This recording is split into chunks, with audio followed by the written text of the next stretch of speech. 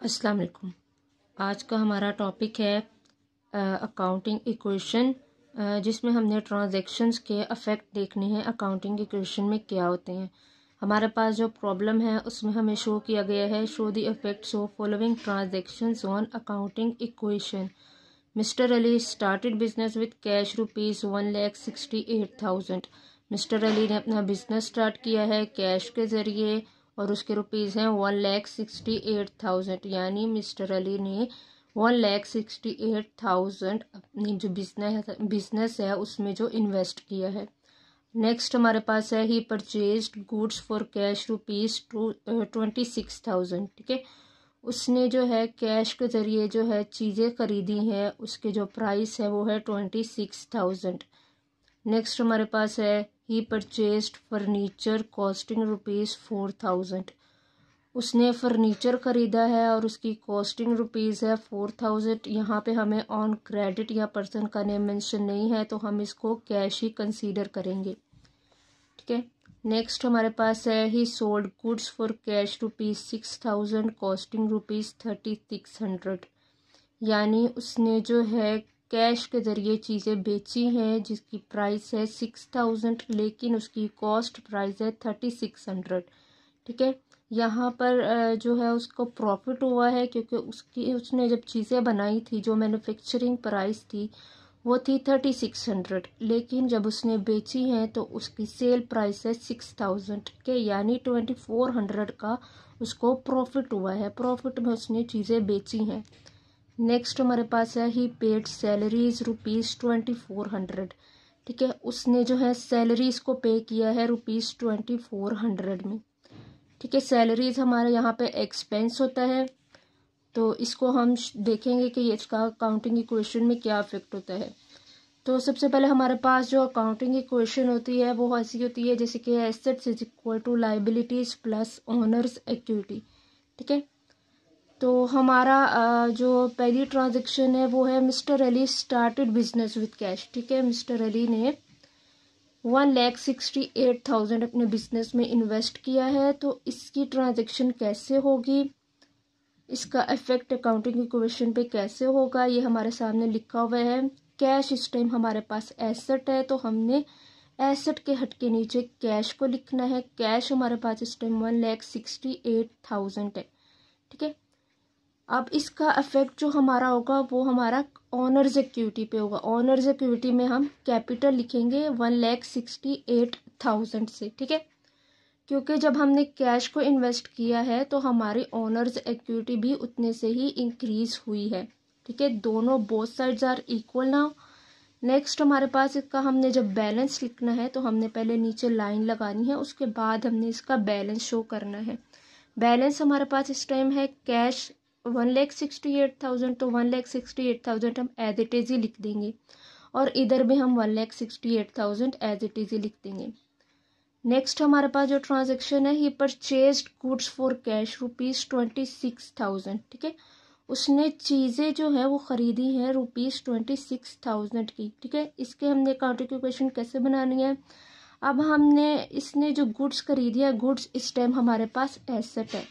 Asset को हम जो है वो यहाँ पर गुड्स के या जो एसेट है उसमें उसकी साइड पर हम गुड्स लिखेंगे। ठीक है, अब गुड्स हमारे पास इस टाइम है 26,000 की। ठीक है, लेकिन हमारे पास उस जब हमने चीज़ें खरीदी हैं, चीज़ें तो हमारे पास आ गई हैं, गुड्स इंक्रीज हो गई हैं। ठीक है, लेकिन हमारी जो है कैश की साइड पर कैश भी रिड्यूस हुआ है।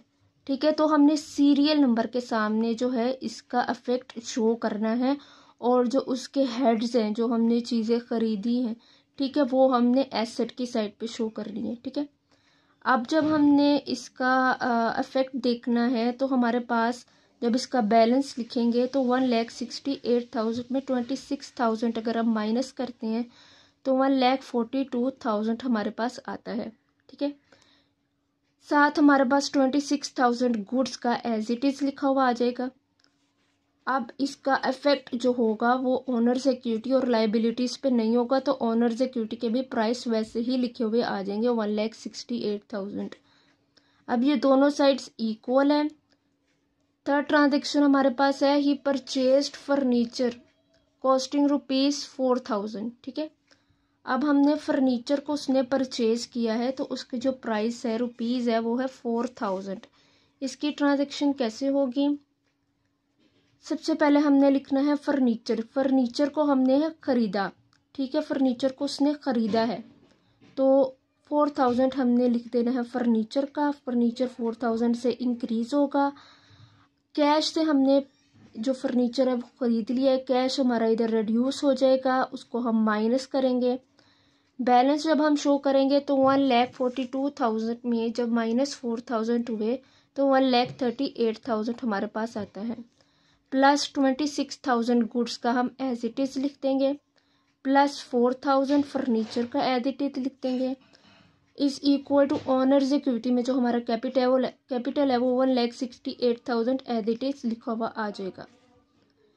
नेक्स्ट हमारे पास है ही sold goods for cash ₹6,000 costing ₹3,600, ठीक है। जो फोर्थ ट्रांजेक्शन है हमारे पास, इसका इफेक्ट कैसे होगा? अब हमने जो है वो चीज़ें बेची हैं 6,000 से, हमारा कैश जो लेवल है वो इंक्रीज होगा 6,000 से, ठीक है। लेकिन हमने जो है हमारी कॉस्ट प्राइस रिड्यूस हो जाएगी 3,600 से, ठीक है, क्योंकि जो हमारी मैन्युफैक्चरिंग प्राइस थी उसमें जो हमारी चीज़ें हैं उसमें ज़ाहिर बात है हमारे पास कमी हुई है तो हम इसको माइनस से ही शो करेंगे, ठीक है।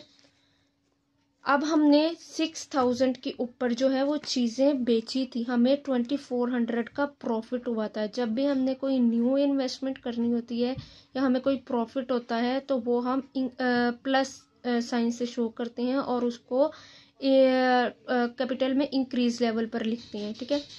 तो अब हमने देखना है कि इसका बैलेंस शो करना है। बैलेंस हमारे पास है 1,38,000 में जब 6,000 हमने प्लस किए तो 1,44,000 आ गए, प्लस 26,000 में माइनस 3,600 किए तो 22,400 हमारे पास आ गए, प्लस 4,000 फर्नीचर का एज इट इज लिख देंगे।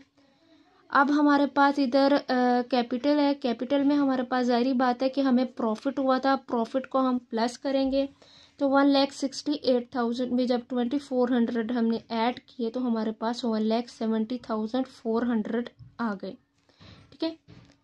नेक्स्ट हमारे पास है ही पेड सैलरीज, ठीक है, उसने जो है सैलरीज पे की हैं। सैलरीज हमारे पास एक्सपेंस होती हैं कि जब हम पे करते हैं, पे ज़ाहिर बात है हम कर रहे हैं तो हमारा कैश लेवल रिड्यूस हो रहा है, ठीक है, तो हम इसको -2,400 कर देंगे। 1,44,000 में से जब -2,400 किए तो हमारे पास बैलेंस जो है 1,41,600 आ गया, ठीक है, प्लस 22,400 एज इट इज़ आ गया, प्लस 4,000 आ गया। नेक्स्ट हमारे पास जो इक्वल साइन के बाद हमने लिखना है वो 1,70,400 में से जब हमने -2,400, ठीक है, क्योंकि हमने सैलरीज को पे किया है तो हमारा ओनर्स इक्विटी लेवल भी रिड्यूस होगा कैश लेवल के साथ ही, ठीक है।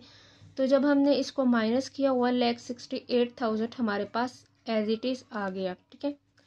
अब हमारी दोनों साइड्स इक्वल हैं तो हमने 1,68,000 इज इक्वल टू 1,68,000 हमारे पास इसका आंसर बनता है। तो दोनों साइड्स आपने देख लिया कि इक्वल है। Assets is equal to liabilities plus owners equity. Hope so आपको समझ आ गई होगी। अल्लाह हाफिज़।